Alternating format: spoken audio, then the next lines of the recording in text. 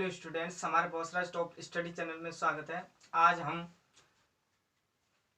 Topic है आज चालक की धारता। और इससे पिछली वीडियो में हमने विभव बताया था। आज हमारा टॉपिक है धारता और ये हमने डेफिनेशन लिखी हुई है। तो सबसे पहले इस डेफिनेशन को पढ़ेंगे। तो इसमें लिखा है किसी चालक को दिए गए आवेश Q तथा उसके कारण चालक के विभव B में होने वाली वृद्धि के अनुपात को उस चालक की विद्युत धारिता कहते हैं। इसे C से प्रदर्शित करते हैं। जो है धारिता को जो है C से प्रदर्शित करते हैं। धारिता को C से प्रदर्शित करते हैं। और इसमें किसी चालक को दिए गए आवेश, सपोज कि हमने आवेश Q दिया, किसी चालक को जो है आवेश हमने Q दिया, उसके कारण विभव B में होने वाली वृद्धि, B में जो है समान वृद्धि होती है, यानी B में वृद्धि। जब हम किसी चालक को Q आवेश देंगे, जब हम आवेश को बढ़ाते चलेंगे तो आवेश को बढ़ाने के साथ साथ जो है चालक में जो है विभव में वृद्धि होती है।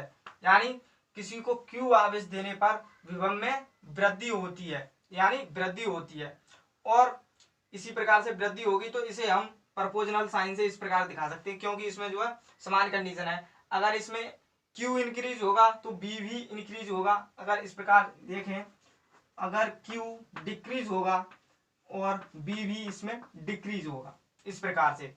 अब जब हम इस प्रोपोर्शनल साइन को हटाएंगे तो Q इक्वल टू, जब हम किसी प्रोपोर्शनल साइन को हटाते हैं तो कांस्टेंट आएगा, तो कांस्टेंट यहाँ पर ही ना C आएगा, तो ये CV। अब यहाँ पर ही ना इसमें डेफिनेशन में लिखा है V होने वाली वृद्धि के अनुपात में धारिता होता है। तो यहाँ से हमें धारिता को हम C से प्रदर्शित करते हैं, तो यहाँ से हम C को निकालेंगे तो C इक्वल टू यहाँ पर ही ना Q जो है मल्टीप्लाई में, तो इसे डिवाइड में करेंगे तो ये Q अपॉन C। तो इस प्रकार से डेफिनेशन बनती है Q और B के अनुपात को हम धारिता कहते हैं। जैसे कि यहाँ लिखा है Q V में होने वाली वृद्धि के अनुपात को चालक की विद्युत धारिता कहते हैं और इसे C से प्रदर्शित करते हैं, इस प्रकार से। और इस डेफिनेशन को लिख लें। और ये हमने फॉर्मूला यहाँ से ये बनाया किस प्रकार से, अगर Q इंक्रीज होगा तो B भी इंक्रीज होगा, अगर Q डिक्रीज होगा तो B भी यहाँ पर ही ना डिक्रीज होगा। अब इसकी मात्रक की बात करें, यानी C का मात्रक मतलब यानी धारिता का मात्रक, धारिता का मात्रक होता है फैराड,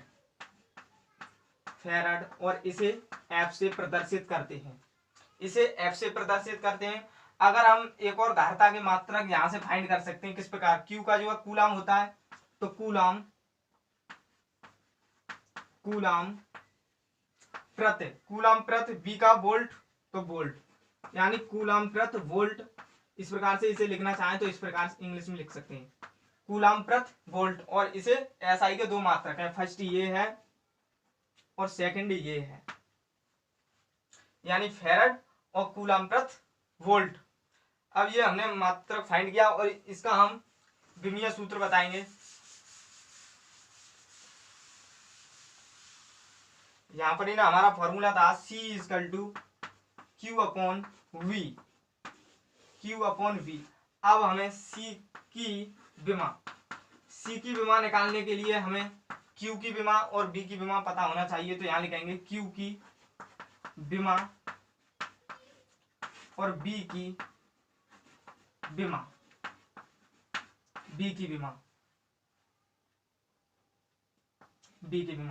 तो Q जो है Q इक्वल टू IT हमारा फॉर्मूला होता है, और I की जो है A होती है और समय की जो है T होती है।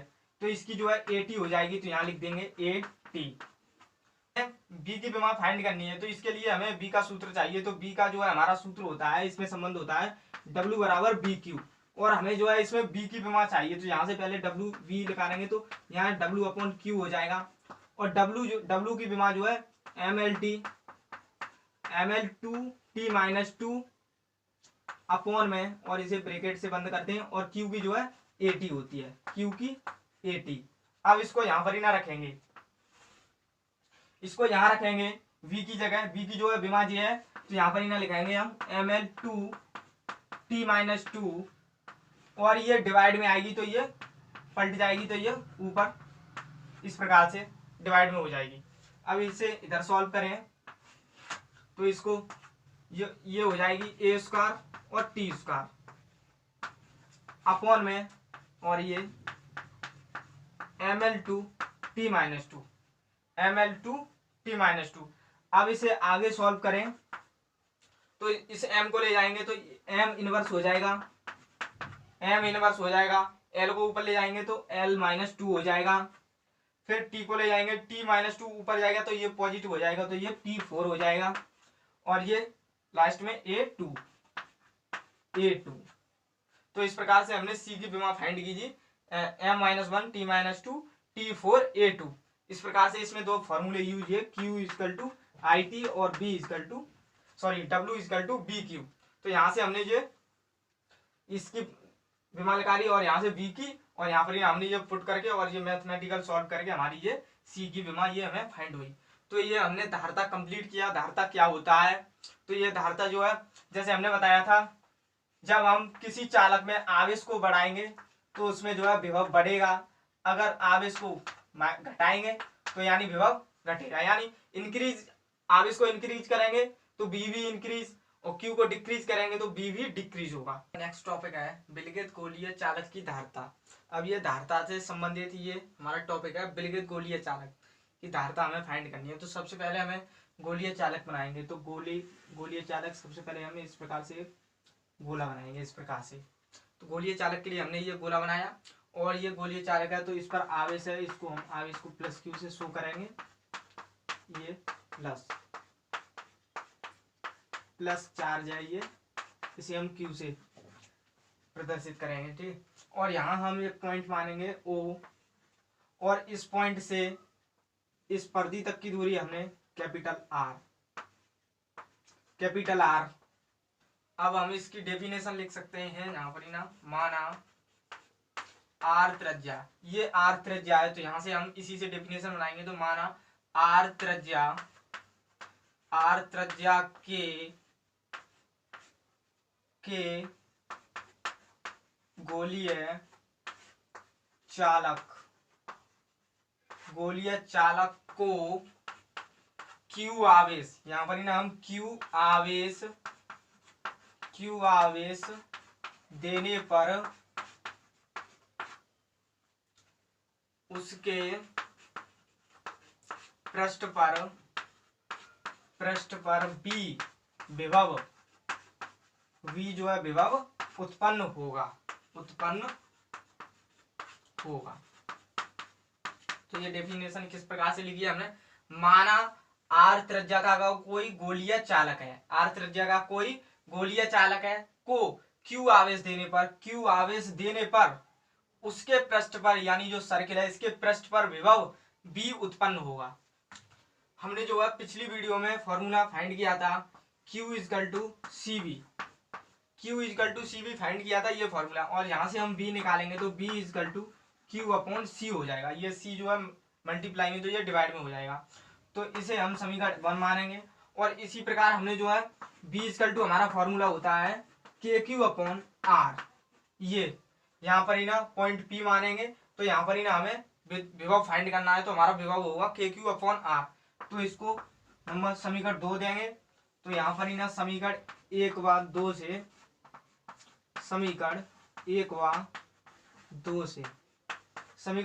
से देखें तो ये Q/C V के बराबर है, KQ/R ये भी C के बराबर, तो इन दोनों को बराबर कर देंगे तो यानी Q/C इक्वल टू KQ/R, और जो है Q से Q कैंसिल हो जाएगा और यहाँ पर ही ना ये 1/C और यहाँ K/R बचेगा, K/R। सबसे फर्स्ट कंडीशन ये है, यहाँ पर ही ना हमने जो है निर्वात में लिया है, ये जो सर्किल यानी जो गोलीय चालक है ये निर्वात में है। तो यहाँ पर ही ना हमने जो है K का मान जो होता है हमारा K इक्वल टू 1/4πε0 होता है, 1/4πε0। तो K की वैल्यू यहाँ रखेंगे तो C equal to 1/4πε0R, into में R है तो R लिख देंगे।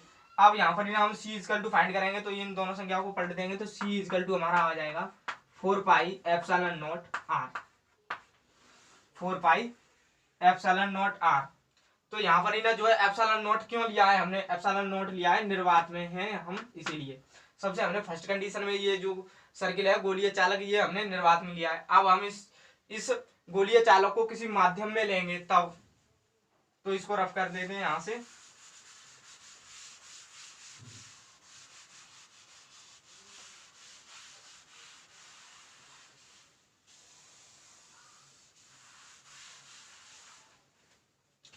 फर्स्ट कंडीशन में ये था निर्वात में, तो यहाँ पर ही ना लिख सकते हैं एप्सिलॉन नॉट निर्वात की विद्युतशीलता।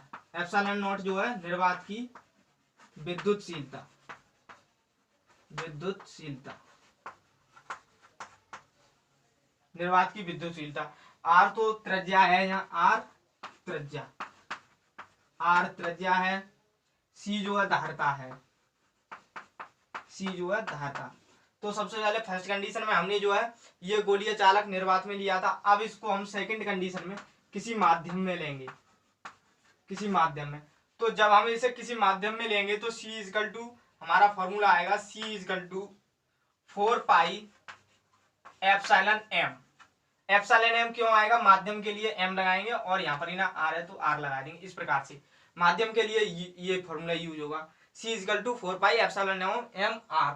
और ये हमारा संबंध होता है epsilon r equal to epsilon m upon epsilon not.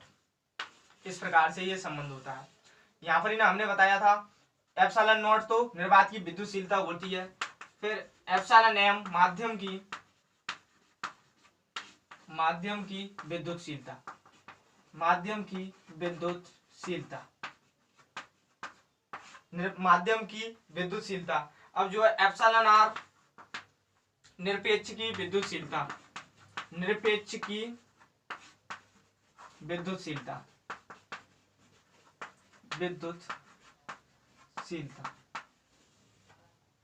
Epsilon not निर्वात की विद्युतशीलता, एप्सिलॉन एम माध्यम की विद्युतशीलता और एप्सिलॉन आर निरपेक्ष की विद्युतशीलता।